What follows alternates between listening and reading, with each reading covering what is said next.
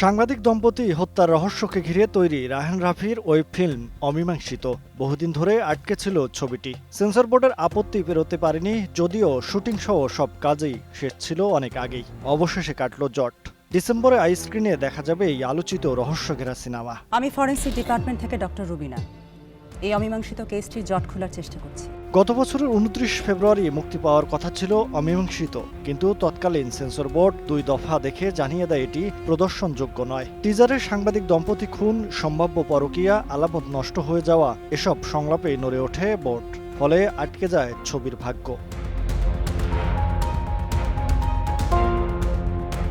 সরকার পরিবর্তনের পর বিলুপ্ত হয় সেন্সর বোর্ড, গঠিত হয় চলচ্চিত্র সার্টিফিকেশন বোর্ড।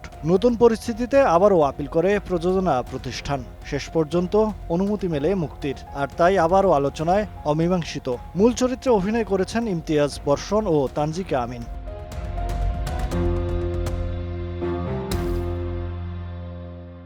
অনেকে মনে করেন এই ছবির গল্প অনুপ্রাণিত হয়েছে সাংবাদিক দম্পতি সাগররুনি হত্যাকাণ্ডকে ঘিরে। তবে নির্মাতা রায়হান রাফি এ বিষয়ে স্পষ্ট কোনো মতামত দেননি, আর এই কারণেই বেড়েছে কৌতূহল, আসল গল্পটা কি। সব প্রশ্নের উত্তর মিলবে এই ডিসেম্বরেই।